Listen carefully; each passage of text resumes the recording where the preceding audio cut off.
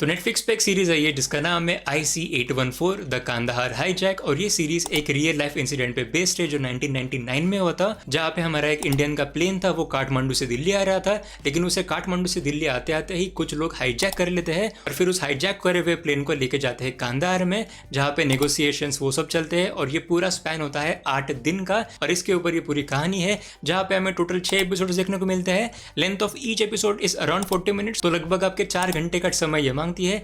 But is this series worth your 4 hours? My short answer is yes, absolutely yes. Not just because of the story, लेकिन जिस तरीके से ये पूरी series बनाई थी, उसके परफॉर्मेंसेस और जिस तरीके से सारी चीजें प्रेजेंट करी, तो उनके ऊपर हम डेफिनेटली आगे जाके बात करेंगे ही। लेकिन my short answer is of course this deserves your 4 hours। और इस सीरीज के शुरुआत के कुछ 2-3 मिनट में ही हमें इनफैक्ट पूरी कहानी बता देते हैं वो कि ये पूरे इंसिडेंट में क्या हुआ था। बेसिकली पहले 2-3 मिनट में वो पूरा ढांचा बताते हैं स्टोरी का, और फिर जैसे जैसे सीरीज आगे बढ़ती है वैसे वैसे बीच में के एलिमेंट्स हमें दिखाए जाते हैं। और इस सीरीज में काफी अलग अलग स्टोरी लाइन्स को हम फॉलो कर रहे थे, जैसे कि एक हाईजैक वाली स्टोरी लाइन हो गई, फिर वहां पे जो कैप्टन है, फिर जो पूरा क्रू कैसे वो सारे सफर कर रहे हैं उसकी स्टोरी लाइन है। फिर उसके बाद हमारे गवर्नमेंट की स्टोरी लाइन है, जहाँ पे गवर्नमेंट की स्टोरी लाइन में भी काफी अलग अलग प्लेयर्स है। फॉर एग्जांपल रॉ का डिपार्टमेंट हो गया, फिर IB हो गया, फिर मिलिट्री हो गया। फिर अगर हम मीडिया की बात करें तो मीडिया के भी कुछ अलग अलग फैक्टर्स थे। फिर ऐसे अलग अलग पूरे फैक्टर्स को ये पूरी सीरीज कॉम्प्रिहेंसिवली दिखाने की कोशिश करती है।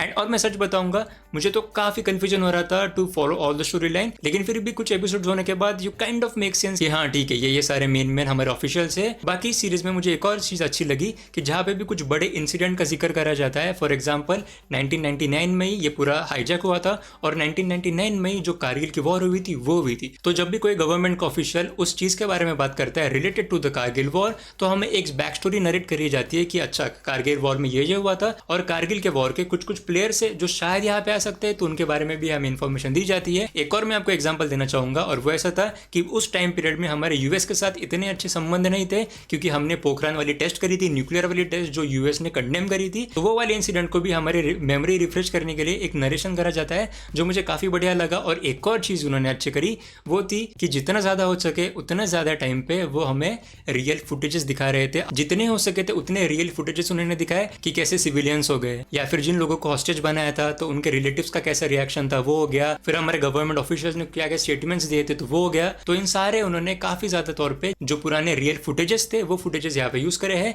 Which really gives this a very documentary kind of vibe, जो मुझे काफी अच्छा लगा। और स्पेशली एंड में जाके उन्होंने एक्टर को सेलिब्रेट नहीं किया, जैसे कि एंड में भी जाके उन्होंने जो फ्लाइट का कैप्टन था तो उसके एक्टर जिनका रोल प्ले किया था विजय वर्मा ने, उनको सेलिब्रेट नहीं किया, लेकिन उनके जगह पे जो रियल कैप्टन थे उनके फुटेजेस दिखाई, जो मुझे काफी बढ़िया लगा। और मुझे एक और बात काफी अच्छी लगी इस सीरीज की कि कैसे उन्होंने एंड किया। एकदम एंडिंग में एक ऐसा डायलॉग वगैरह होता है जहाँ पे जो 4 नेगोशिएट करने वाले जो लोग थे वो यहाँ से कांधार गए थे नेगोशिएशन करने के लिए। तो वो जो सारे नेगोशिएशन वाले लोग थे तो वो हमारे फ्लाइट को जाते हुए देखते हैं कि हमारे जो हॉस्टेजेस थे उनको रिहा कर दिया गया है, तो वो इंडिया वापस जा रहे हैं। और एक गवर्नमेंट का ऑफिशियल बोलते हैं वी वॉन, तो उसको दूसरा कहता है डिड वी, उसको तीसरा कहता है वी फॉट, चौथा कहता है डिड वी। और ये ऐसा क्यों है ये आपको सीरीज को देखने के बाद समझेगा, क्योंकि वो जो इवेंट था that was a really really important event in our history. और शायद से बस हमारी हिस्ट्री के लिए नहीं, लेकिन काफ़ी अलग अलग देशों के हिस्ट्री के लिए भी। जब आप इसकी सीरीज देखोगे तब आपको एंड में समझ में आ जाएगा। और अंत में मैं कहना चाहूँगा कि यार परफॉर्मेंसेस को तो हम बिल्कुल इग्नोर नहीं कर सकते, क्योंकि परफॉर्मेंस भी इस पूरे सीरीज का एक स्ट्रॉन्ग पॉइंट है। स्पेशली इतनी बड़ी लंबी सी कास्ट है इसकी, और सारे बढ़िया बढ़िया से एक्टर्स है, जैसे कि नसीरुद्दीन शाह, पंकज कपूर, विजय वर्मा, मनोज पावा, कुमोद मिश्रा, पत्रलेखा, दिया मिर्जा, आदित्य श्रीवास्तवा। तो इसकी कास्ट तो काफ़ी बड़ी थी और हर एक आदमी ने बढ़िया तरीके से एकदम काम किया है। तो तुम मेरे चैनल पे बाकी वीडियोस भी चेकआउट कर सकते हो, प्लीज़ कर लेना। और वीडियो अच्छा लगे तो सब्सक्राइब करना बिल्कुल भी मत भूलना। And as always thank you so much for watching.